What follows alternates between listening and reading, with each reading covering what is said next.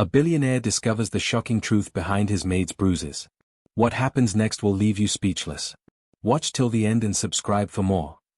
The soft clink of porcelain echoed in the grand kitchen as Mary carefully placed the cup of tea onto the counter. Her hands shook slightly, though she willed them to stay steady. The faint aroma of chamomile drifted up, but it wasn't enough to soothe her nerves. Across from her, the billionaire, Jonathan Hale, sat at the marble island, his sharp blue eyes fixed on a stack of papers. He wore a tailored navy suit, his platinum blonde hair perfectly combed as always. He glanced up briefly. "Thank you, Mary," he said, his tone polite but distracted. Mary forced a faint smile and gave a small nod. "You're welcome, sir." She turned to leave, eager to retreat to the laundry room before he noticed. But as she shifted, the morning light from the wide French doors hit her face at just the wrong angle, and he noticed. He froze mid-sip, his gaze narrowing as he caught sight of the dark purplish bruise running across her cheekbone, partially hidden beneath her left eye. "Mary," he said slowly, setting down his coffee cup. "What happened to your face?" Mary stiffened, her back still turned. "It's nothing, sir. I just bumped into a cabinet yesterday. Clumsy me." His brows furrowed. "Turn around." Mary hesitated, her fingers dug into the edge of the counter. "Mary," his voice was firmer now. Reluctantly, she turned. The sight stopped him cold. The bruise on her cheek was worse than he thought. A faint cut ran along her lip, and as she shifted her arm, he noticed another red mark peeking out from beneath her short-sleeved blouse. He rose from his chair, his expression hardening. "That's not from a cabinet." Mary's eyes welled with tears, but she shook her head quickly. "Please, sir, don't ask me about it. I'm fine." "You're not fine," he said, his voice low but sharp. "Who did this to you?" Mary gripped the tea tray tightly, her knuckles whitening. "It's not important. I just need this job. Please, I don't want any trouble." Jonathan clenched his fists.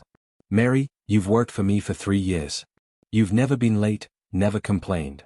You're not just an employee, you're part of this house. You don't deserve this." A tear slipped down her bruised cheek as she looked at him. "It's my husband," she whispered. He didn't want me working here. Said it makes him look weak.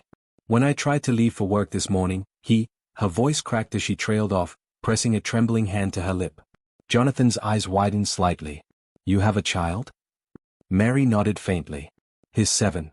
I send half my salary to my sister every month so she can take care of him. If my husband knew," she choked on her words, covering her face with her hands. Jonathan's jaw tightened as anger simmered in his chest. "You're living in fear every day while he walks free." Mary didn't answer. A sudden, loud knock on the front door shattered the silence. Bang! Bang! Bang! Mary's entire body flinched violently. The teacup rattled in its saucer. Her eyes darted to the door in terror. Jonathan noticed the way her hand shook, how her lips parted in a silent gasp. "It's him, isn't it?" he asked quietly. Mary didn't reply, but her trembling form was all the answer he needed. The knocking grew louder, more aggressive. "Mary, open the door." A deep, angry voice bellowed from outside. Mary backed away, her hand clutching her bruised cheek. "He's going to be angry. I'm late. He always says I don't listen." Jonathan stepped around the counter and placed a reassuring hand on her shoulder. "Stay here," he said firmly. "I'll handle this." "No, please," she whispered frantically. "Don't make him angrier. He'll come after me later. He always does." Jonathan looked down at her, his expression softening, but his jaw set with determination. "Not this time," he said quietly. As the pounding at the door grew louder, Jonathan's eyes hardened. He pulled out his phone and dialed quickly. "Mary, open this door right now." Mary's knees buckled as she pressed herself against the counter, her chest heaving in panic. Jonathan gripped his phone tightly, already dialing security. Before he could speak, the unmistakable sound of shouting came from outside. "Hey, you can't go in there," a guard barked. A moment later, there was a loud commotion, grunting, a sharp cry, and then the heavy sound of boots running across the polished marble floors. Jonathan's stomach dropped. Mary gasped, her hands flying to her face. "No, no, no, no," she muttered under her breath, as if trying to undo what was already unfolding. The kitchen door burst open. A man in his mid-30s stormed in, his hair wild, his shirt wrinkled and stained. His eyes were bloodshot, his chest rising and falling with rage. "You," he bellowed, pointing at Mary with a trembling finger. What did I tell you about working for him? Are you deaf? Two of Jonathan's security guards were already behind him, their radios crackling. One of them had a bleeding lip. He shoved past us at the gate, the taller guard said breathlessly. Took us off guard, sir. We're sorry. Jonathan raised a hand to silence them, his eyes locked on the intruder. Mary shrank back, her hands clutching her blouse. Please don't hurt me, she whispered. You're coming home with me now. The man roared, taking a step forward. You've embarrassed me enough, Mary. Acting like some fancy maid for rich people. You think you're better than me? Jonathan stepped forward, his polished shoes clicking against the tile. He positioned himself squarely between Mary and her husband. That's far enough, Jonathan said coldly. The man sneered. Stay out of this. This is between me and my wife. Not anymore. Jonathan's voice was like steel. You lost the right to call her your wife the moment you raised a hand to her. She's mine, the man spat, his face red with rage. And no rich boy is going to tell me what to do. Jonathan didn't flinch. Get him out of my house. He ordered his guards. The husband lunged forward suddenly, trying to push past Jonathan. Don't you dare touch her, he shouted. But Jonathan moved faster than expected. He grabbed the man's arm and twisted it behind his back, forcing him to his knees with surprising strength. You want to hit someone? Try me, Jonathan hissed, his voice deadly calm. The husband grunted in pain as Jonathan nodded to the guards. Call the police. He's trespassing, assaulting my security staff, and violating every decency a man should have. Yes, sir, the guard replied, already on the phone. Mary stood frozen, tears streaming silently down her face. Jonathan looked over his shoulder at her. Mary, it's over. He won't hurt you again. But she shook her head, her body trembling. You don't understand. He'll come for me later. He always finds a way. I can't run forever. Jonathan's jaw tightened. You won't have to. Within minutes, the sound of sirens cut through the quiet neighborhood. Two officers entered, their boots squeaking on the marble floor. Jonathan stepped aside as the guards handed the man over. This is her husband, Jonathan said to the officers. He broke in, assaulted my security staff, and has a long history of abusing her. She's terrified of him. The husband struggled as the officers cuffed him. You can't do this to me. She's my wife. Not anymore, Jonathan said sharply. You're done. As the door shut behind the officers, Mary collapsed into a chair, her sobs finally breaking free. Jonathan crouched down beside her. Mary, he said softly. Listen to me. You're safe now. He's not coming back. Mary shook her head, still unable to believe what had just happened. The sound of the sirens, the officers, the confrontation, it all felt like a blur. Her body trembled with the aftermath, and for the first time in what seemed like forever, she allowed herself to break down completely. The weight of years of abuse, the constant fear, the isolation, all of it came crashing down as she sat there, silently weeping. Jonathan remained beside her, his expression soft yet firm, offering her a sense of protection she never thought she would find again. You're not alone anymore, he said gently, his hand resting on her shoulder. It's over. Mary couldn't bring herself to speak, but she nodded, grateful yet overwhelmed. It was a strange feeling, relief mixed with fear. She had never thought this moment would come, but now that it had, it was as if a burden had been lifted off her shoulders. I've called for a restraining order, Jonathan continued, his voice steady and calm. And I'll help you find a place where he can't touch you or your son. You don't have to go back to that life. Mary's eyes widened in shock. Why are you doing this? She whispered, her voice barely audible. You don't even know me. Why are you helping me? Jonathan paused for a moment, considering her question. His gaze softened, and he spoke slowly, as if he had thought about this many times before. Because, Mary, I've spent years building empires, making money, and achieving success. But if I can't help the people who work for me, people like you, then what's the point? His words hit her deeply. She had never thought a man like Jonathan would care about someone like her, someone who was just an employee, a maid. But now, as she looked at him, she saw something more, kindness, a desire to right a wrong, and the strength to make sure she was safe. I don't want anything from you, Jonathan added, his voice softer now. But I want you to have a future. A future where you and your son don't have to live in fear anymore. His words, simple but powerful, made her feel something she hadn't in years, hope. It was a fragile feeling, but it was there. I can't ever thank you enough, she said, her voice trembling with emotion. You've saved my life. Jonathan smiled gently, standing up from his crouch. You've saved your own life, Mary. I just gave you the chance to do it. For the first time in a long while, Mary felt a flicker of something brighter than fear, something that made her believe, for the first time in years, that maybe, just maybe, there was hope for a better life ahead. As Jonathan turned to leave, he glanced back at her. I'll make sure everything's taken care of. You just focus on healing. As the door closed behind him, Mary was left alone in the stillness of the kitchen. But this time, the silence felt different. It wasn't oppressive or filled with dread. It was peaceful. And for the first time, she allowed herself to believe in the possibility of a new life, one where she could finally live without fear. The days that followed felt like a whirlwind. Jonathan had acted quickly, securing a safe house for Mary in a quiet, secure location where her abusive husband couldn't find her. The restraining order had been filed, the police had made it clear that her husband was now a criminal, and the weight of constant fear that had plagued her for so long began to lift. Yet, even as she moved into the new home, a part of her remained trapped in the past, the part of her that had lived in terror, convinced that one day, her husband would find a way to drag her back into his control. The safe house was everything Jonathan promised. It was clean, peaceful, and most importantly, it was secure. A place where Mary could breathe, think, and begin the process of healing.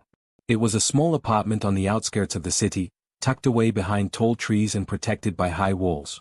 For the first time in years, she could sleep at night without fear of what might happen next. But even in this sanctuary, she felt a sense of emptiness. It wasn't just the physical abuse that had broken her, but the emotional scars that were much harder to heal. She stared out the window of the safe house, watching the sunlight filter through the trees, and for a moment, she thought about her son. He was the reason she had stayed with her husband for as long as she had. He was the reason she had put up with the abuse, convinced that one day, things would change. She had sent him to her sister's house to keep him away from the turmoil, but the ache of missing him was unbearable. She longed to hold him, to tell him that everything would be okay now. Her thoughts were interrupted by a soft knock on the door. She stood up quickly, her pulse racing as she went to answer it. To her surprise, it was Jonathan. He had come by to check on her, a visit he'd promised he would make once she was settled. His face softened when he saw her, and he gave her a reassuring smile. Hey, how's it going? He asked, stepping inside. Mary forced a small smile. It's good. It's quiet here. She looked around the small apartment, still getting used to the idea of a life where she didn't have to fear every knock on the door, every step down the hall. That's good, Jonathan said, his eyes scanning the room. He could see the uncertainty in her, the lingering fear that hadn't quite left her. I know this isn't easy, he added gently. But it's a start. A safe start. Mary nodded, looking down at her hands. I don't even know where to begin, Jonathan. I don't know how to rebuild from all of this. Jonathan took a step closer, his tone serious but kind. You've already started. You're here. You've taken the hardest step by leaving. The rest? It'll take time, but you're not alone in this. I'm here to help however I can. Mary met his eyes, and for the first time since she had left her husband, she allowed herself to feel a flicker of gratitude, of warmth. He wasn't just offering her a roof over her head, he was offering her a chance at a new life, one where she didn't have to be afraid anymore. Thank you, she whispered, her voice barely audible as emotion swelled in her chest. Jonathan smiled and nodded. You're welcome, Mary. You've got this. As he left the apartment later that day, Mary stood by the door, watching him go. Something inside her had shifted. She had a long road ahead of her, but for the first time in years, she felt like she might just be able to walk it. Mary spent the next few weeks settling into the rhythm of her new life. The safe house became more than just a refuge, it became a place where she could reclaim parts of herself that had been buried under years of fear and control. Every morning, she woke up to quiet, to the sound of birds outside and the distant hum of the city. No longer did she wake up to the sound of shouting, to the cold weight of knowing she was trapped. The first few nights were the hardest. Her body was still on high alert, every creak of the floorboards, every sound in the night, sending her into a panic. She would lay awake, her heart racing, listening for signs of danger, but each time, she was met with silence. As the days passed, she began to allow herself to relax. She took long walks in the nearby park, started reading books for the first time in years, and even began cooking meals for herself, simple things that had once felt too far out of reach. Slowly but surely, Mary was learning to live again. Yet, the memories of the abuse still lingered, haunting her thoughts. There were times when she would catch herself flinching at a raised voice or feel a surge of panic at the thought of facing her husband again. But then, she would remember the decision she made, the decision to leave, to take control of her life. She wasn't alone in this anymore. Jonathan's visits had become a comforting presence. He would check in on her regularly, making sure she had everything she needed. They didn't talk much about the past, instead, they focused on what could be built in the future. Jonathan had introduced her to a counselor who specialized in helping women who had been through trauma, and Mary had started attending sessions. It wasn't easy. There were days when the weight of it all felt unbearable, but slowly, with each session, she felt lighter. She was beginning to heal. One afternoon, as Mary sat on the couch, sipping a cup of tea, her phone rang. The number was unfamiliar, but something told her it was important. She answered hesitantly, her pulse quickening as she heard the voice on the other end. "Hello, Mary. It's your sister. I've been trying to reach you." Her heart skipped a beat. "Is everything okay?" she asked, her voice tight. "It's about your son," her sister said softly. "He's been asking about you. He wants to know when you're coming home." The flood of emotions hit Mary like a wave. Her son. Her little boy. The one thing she had fought so hard to protect. She had missed him more than words could express. The thought of him, his sweet face and innocent eyes, tore at her heart. She felt a lump rise in her throat as tears pricked at the corners of her eyes. "I miss him so much," she whispered. "I want to hold him again." "I know, Mary," her sister said gently. "But you have to stay strong. You have to keep going. He's safe. And when the time is right, you'll be with him again." The words were like a lifeline, but they also reminded her of the long road ahead. She wasn't ready yet. Not entirely. But she was getting closer. She was getting stronger. After she hung up, Mary sat in silence, her thoughts swirling. She knew it wasn't going to be easy, but for the first time in years, she felt the possibility of a future, one where she could be the mother her son deserved. The weight of the past still held a heavy grip on her heart, but she was learning how to let go. One step at a time, she was healing. And soon, she would be ready to take the most important step of all. Bringing her son home. Mary stood by the window, staring out at the sprawling city below. The light from the setting sun bathed everything in a warm, golden hue, but the glow didn't quite reach her heart. She missed her son. The longing was unbearable at times, a constant ache that gnawed at her. Every day, she told herself she was doing the right thing, that she had to heal first, that she had to be strong for him. But the waiting, the distance between them, it felt like a silent, invisible wall that separated them. It had been weeks since her last conversation with her sister, and while she had reassured Mary that he was safe, the void of not holding him in her arms was a constant reminder of what she had lost. Still, every day was a step forward. She had started attending support groups for women who had been through similar experiences. The other women there shared their stories, their struggles, and their victories, and for the first time in a long time, Mary didn't feel alone.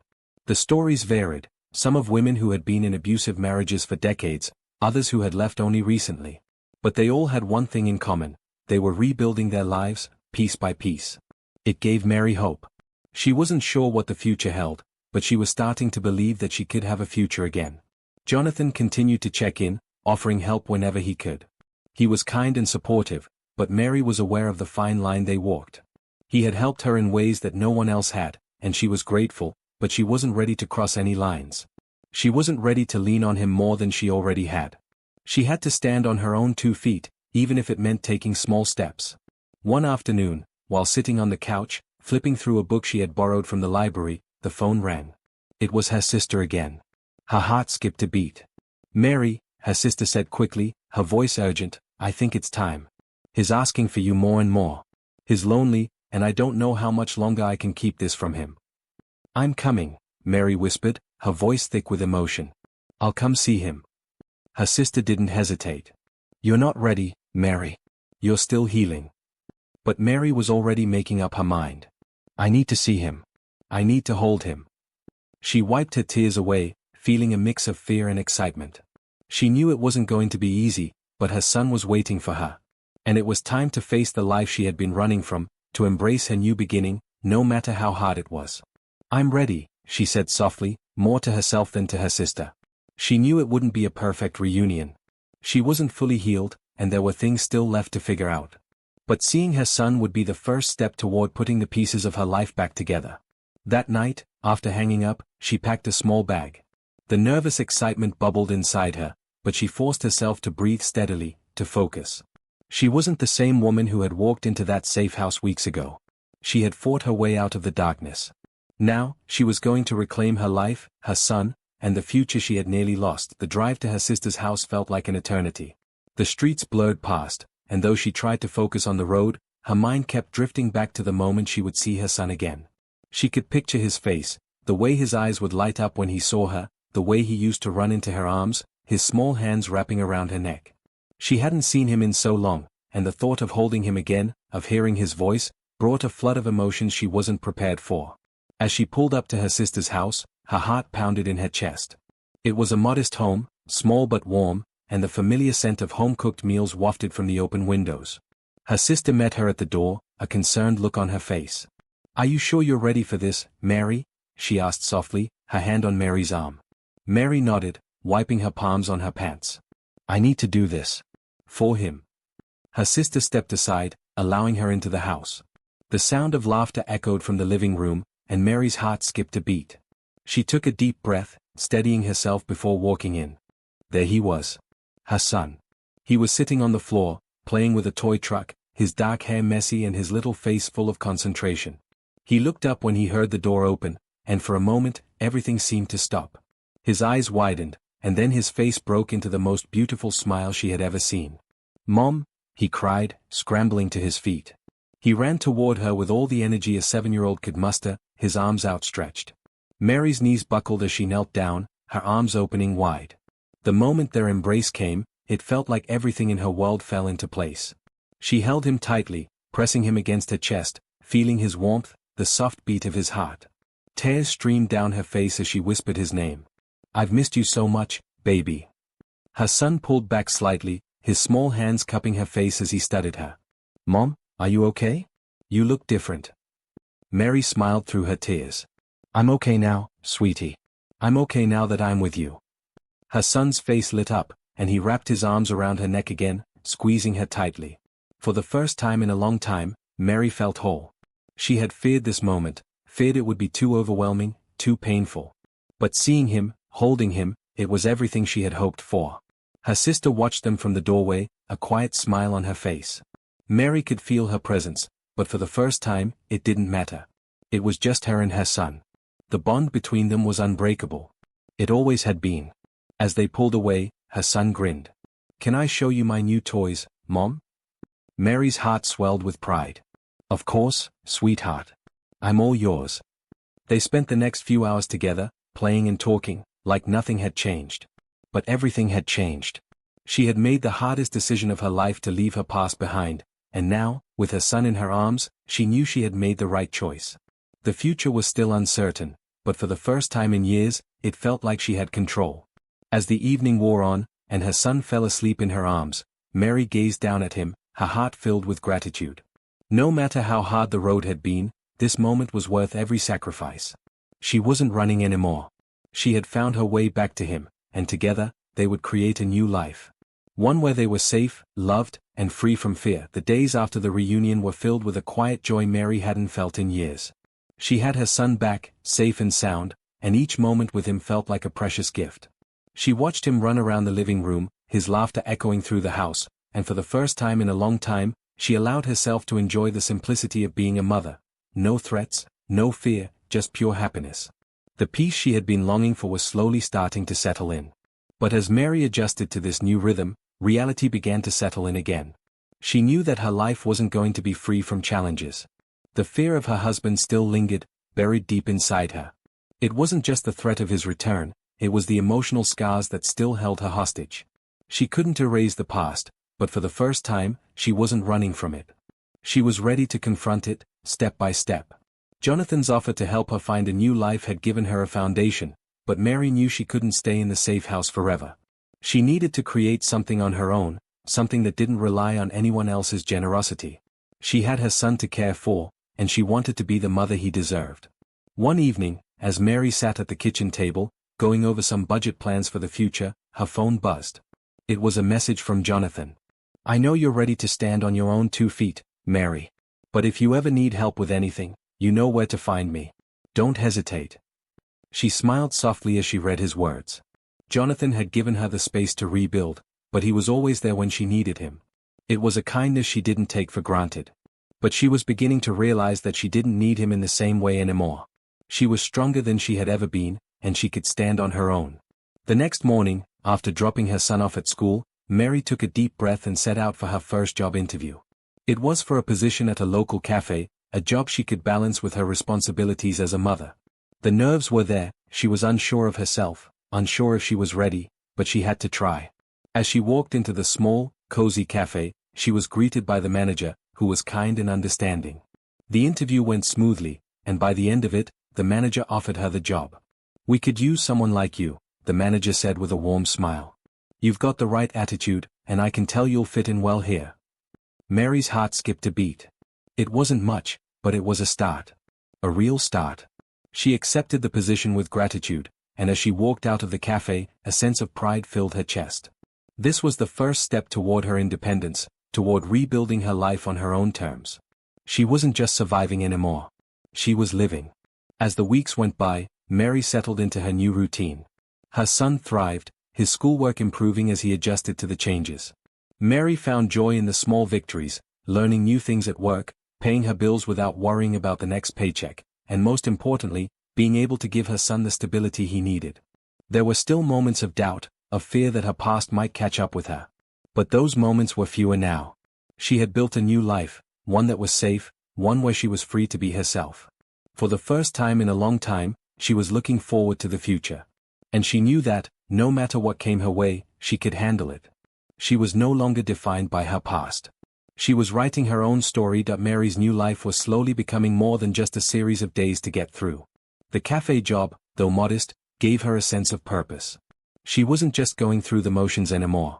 She had her routines, her goals, and most importantly, she had a sense of security for herself and her son. Her son's laughter had filled the apartment again, and that alone had been worth everything she'd fought for. Yet, as the weeks passed, Mary felt the weight of her past creeping in, like a shadow that followed her, always lurking in the corner of her mind. The bruises had healed, but the scars left behind from the years of abuse and control lingered, faint but present.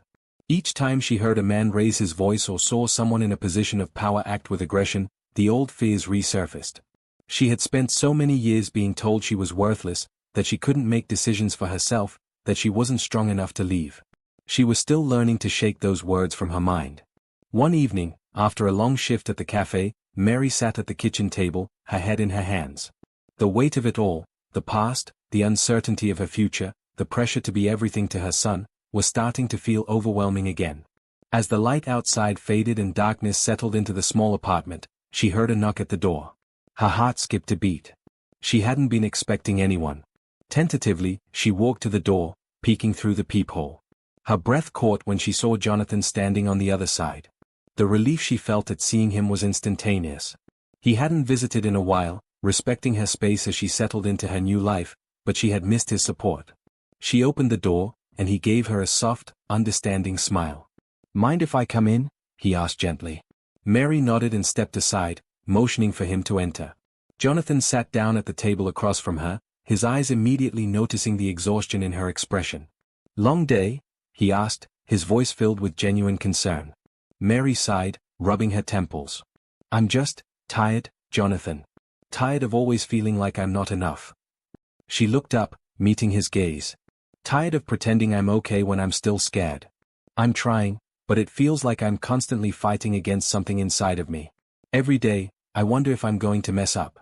Wonder if he's still out there, wondering if I can really make this work." Jonathan didn't speak for a moment. He simply watched her, as if weighing his words carefully. "You're doing everything right, Mary," he finally said. "You're stronger than you give yourself credit for. And you're not alone in this." Mary shook her head, feeling a lump form in her throat. "But what if I fail? What if I can't protect him forever?" Jonathan leaned forward, his voice steady and firm. "You can protect him, Mary. You've already done it. You've made it this far. No one can take that from you." The sincerity in his voice caught her off guard, and for the first time in a long time, she let herself believe it. Maybe she wasn't broken. Maybe she wasn't as lost as she felt. Slowly, she smiled, a small but genuine smile that reached her eyes. "I don't know what I would have done without you," she whispered. Jonathan smiled back, standing up from the table. You've done this yourself, Mary. I just showed you the door. You walked through it. He gave her a reassuring look as he turned to leave. You've already proven that you can handle this. You're stronger than you know. As Jonathan stepped out into the night, leaving her with a renewed sense of purpose, Mary felt something shift inside her. She wasn't alone. She had made it this far, and she would keep going, no matter what the future held. The past might still echo in her mind, but it no longer had control over her. She had found her way to the other side. And for the first time in years, she could see a future where she and her son could truly be free. The weeks that followed Jonathan's visit marked a significant change in Mary's life. Her new job at the cafe had become more than just a source of income, it had become a symbol of her independence. Every morning, she woke up with a sense of purpose. She was no longer just surviving, she was thriving, one step at a time. Her son, now more accustomed to their new life, had started to excel in school. He was happier, more confident, and it filled Mary's heart with warmth to see him finally free from the tension that had once surrounded them. But as she settled into this new chapter, the shadows of her past still lingered, no matter how much she tried to ignore them. Her husband, though now out of her life and behind bars, was still a part of her every thought. The fear of him coming back for revenge, of him finding a way to hurt her again, was always there, buried in the back of her mind. It was a battle she wasn't sure she could win completely, but each day, she reminded herself that she was stronger than she had ever been. She had a safe place, a job she could count on, and most importantly, she had her son. That was enough. One evening, after her son had fallen asleep, Mary sat at the kitchen table, her mind drifting. She thought about the future, about what it might look like if she kept moving forward. The weight of everything still seemed to weigh on her shoulders, but it wasn't crushing anymore. It was manageable. A light knock on the door interrupted her thoughts. She stood up, a little confused, since no one ever visited her at this hour. When she opened the door, she was surprised to see Jonathan standing there, his usual calm demeanor replaced with something a little more urgent in his eyes. I hope I'm not interrupting, he said, glancing over her shoulder into the apartment. Mary stepped aside to let him in, her curiosity piqued. Not at all, she said. What's going on? Jonathan hesitated for a moment, then spoke. I've been doing some thinking. You've come a long way, Mary. But I want to help you get even further. Mary's heart skipped a beat. She had gotten used to standing on her own 2 feet, but the idea of more help, more support, was something she hadn't fully considered. What do you mean? She asked, trying to keep her voice steady. Jonathan looked at her, his gaze steady but filled with determination. You've done more than most would ever be able to do. But you deserve more than just survival. You deserve to thrive. I want to help you start your own business, a cafe, something of your own. Mary's breath caught. The idea was both thrilling and terrifying. A cafe of her own? She had never even dreamed of such a thing. The thought of being in charge of something so big, so important, was overwhelming, but at the same time, it filled her with excitement. Why would you do that for me? She asked, her voice thick with emotion. Jonathan smiled, a small but genuine smile. Because I believe in you, Mary. You've already proven that you can build a new life. And I want to help you build it into something more. I'm offering you a chance. You don't have to take it, but I think you have what it takes. Mary's hands trembled as she looked at him, her mind racing. She had always been so focused on surviving, on getting by, that she hadn't stopped to think about what she could really achieve.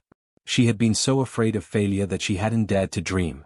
But now, Jonathan was offering her a chance to dream, to build something from the ground up. The possibilities felt endless. She swallowed hard, her voice quiet but steady. I don't know if I'm ready for that. You are, Jonathan said simply. You've always been ready. You've got the strength. You've got the heart. You just need the chance.